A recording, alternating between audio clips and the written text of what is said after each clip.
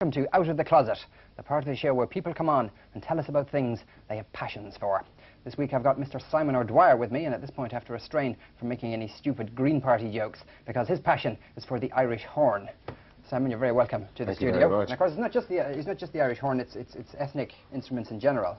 Ancient instruments, anything to do with the very old instruments. I actually didn't know there was such a thing as an Irish horn. Where does it originate from? It originates from the late Bronze Age and all over the country. They were made all over Ireland. They think the oldest ones were made in the northeast, and then the culture spread down through the country to the southwest. And did they have a ceremonial purpose, or? Oh, well, we don't know, but they were expensive to make, and they were very beautifully done, and a lot of craftsmanship went into them, so I imagine that was probably part of it.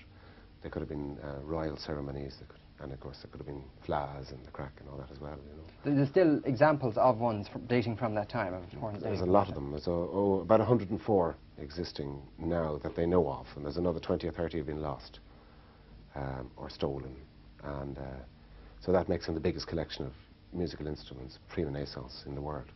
Wow. Well, you brought in a few examples for us here. So what's that you've got in your hand there? That's a Dublin horn.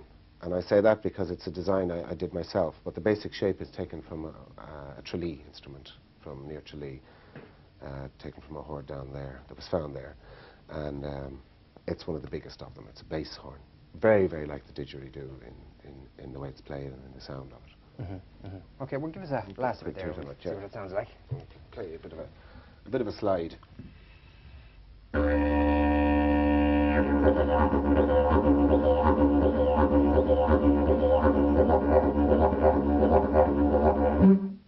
Good grief. Boy, Jax makes it sound like that, actually. Really? Sounds a bit tough.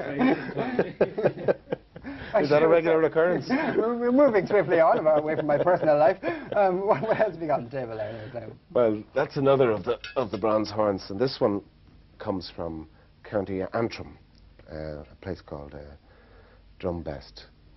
And that's an exact replica of an original one, which now is in the Ulster Museum.